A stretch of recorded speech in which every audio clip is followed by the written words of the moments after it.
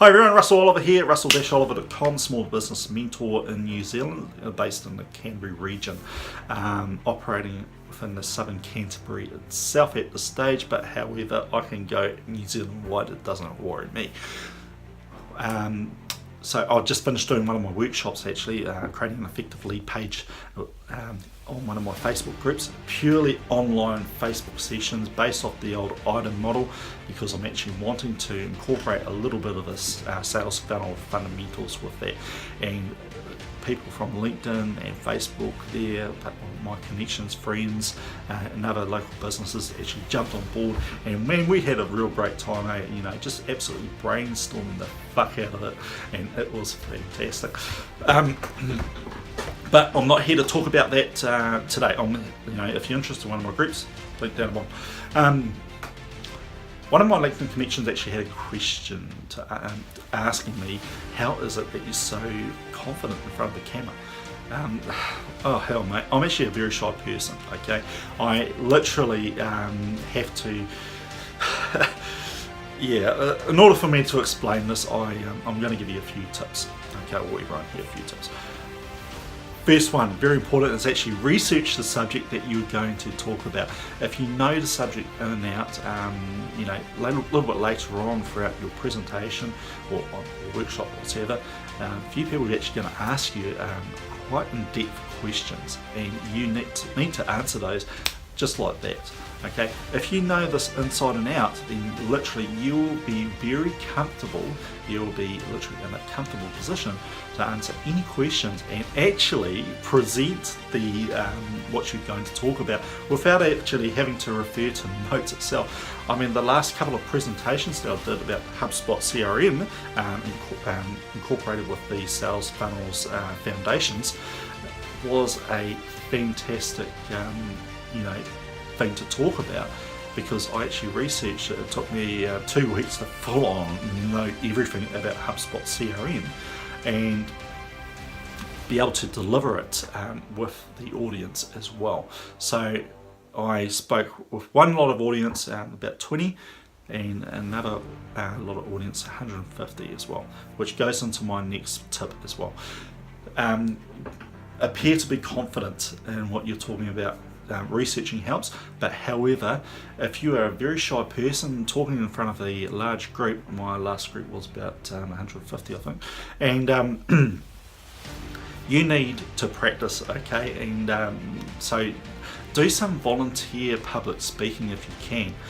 Volunteer your services in that retrospect if you've got something to offer.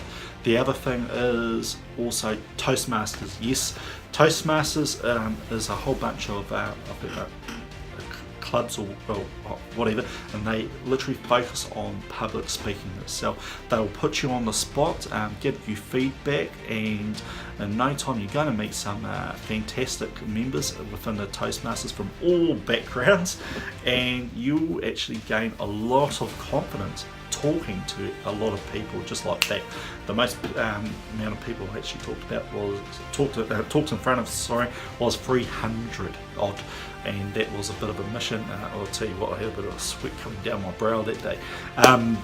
So yes, public speaking, practice it, go to Toastmasters, pay your annual fees, that sort of stuff. It doesn't cost that much, to be quite honest, and it's very valuable. So get amongst that, make new friends, and just literally talk about anything. The other thing is, yeah, apart from practice, research itself, be prepared, okay? You're going to get a lot of criticism as well in regards to what you're talking about.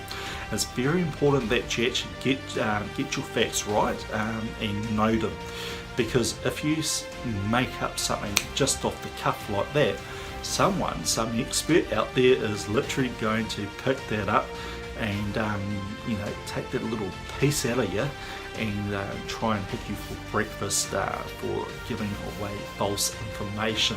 So be very careful as well. Research your subject, practice it in front of people, and make sure that fact is from a very viable source.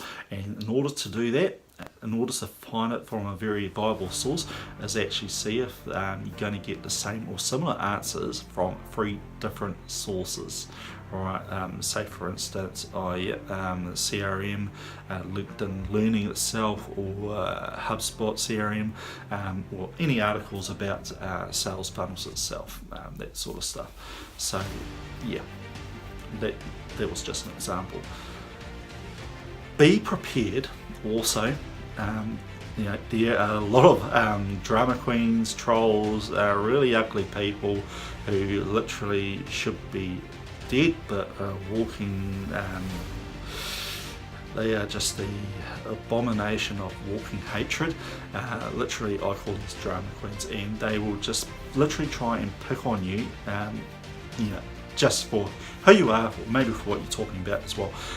Be prepared for that, grow an iron skin, and just literally keep maintaining a positive outlook, keep being positive towards everyone. Do not give them ammunition to try and bring you down, okay? There are in fact a lot of YouTube entrepreneurs out there. Yes, they get hated on quite a bit. People type these nasty things in the comments, and some actually do quit being a YouTuber itself. Now, I know that this doesn't really pertain much to businesses. However, I tend to somewhat disagree, because businessmen, women themselves actually can be in front of the camera and can actually get similar training. Grow an iron skin and just literally, think to yourself, oh, I don't give a fuck. Okay, that is the attitude that you must have towards haters. Kill them with success, alright, with being productive, being effective, and you're literally going to look at them and say, well, I have a business, I make money, what do? You sit in front of a keyboard and just brush your hair, go figure. So yeah, thick skin, much needed, alright. And one of the other things is just relax.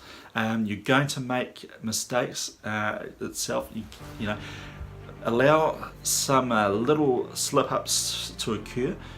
Don't try and be 100% perfect in your videos. It just doesn't work, and trust me, I've tried it many times, and I spent all week just trying to bring out a half-hour clip, and that is not cool. So allow yourself to relax, make a few slip-ups, but make sure that the message that you're trying to put across is literally being interpreted the right way. Right, here's the other thing, okay?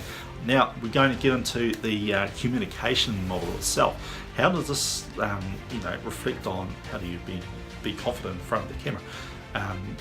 In order to boost your confidence, you need to have some sort of feedback from the audience, and they actually need to be receptive, and they literally have to listen, all right, and understand what you are saying, and basically it's your job to make sure they understand what you are trying to say, what you are trying to deliver. All right, there's nothing quite like Chinese whispers, and people are just getting the message wrong, literally, and you can actually get into some sort of trouble because of that noise barrier in regards to what you are trying to talk about. So make sure your message is being interpreted correctly by the receivers themselves. Final tip, I promise you, final tip. Okay, if you're very passionate about the subject that you're talking about, obviously you are going to know almost everything about it, all right, and it's coming from the heart. Allow it to come from the heart. Get emotional. If you put emotion into what you're talking about, as well as the facts, the cognitive side of things, and of course encouraging the audience behaviours to respond appropriately, like say possibly get angry, sad, or be happy and that sort of stuff, and put that emotive aspect in there, they are going to relate to you more, okay? And when they relate to you more, this will resonate with you and literally build your confidence up. Hey, that's it from me, Russell over here, answering about how to be confident in front of the camera. literally just keep going, keep practicing. You're going to fuck up every now and then, but I'll tell you what, eventually you'll get it right, okay? It's very important as well. Oh, yeah, I did say last point, but this is the very last one. Notice that, I do swear a little bit, so, for some of you,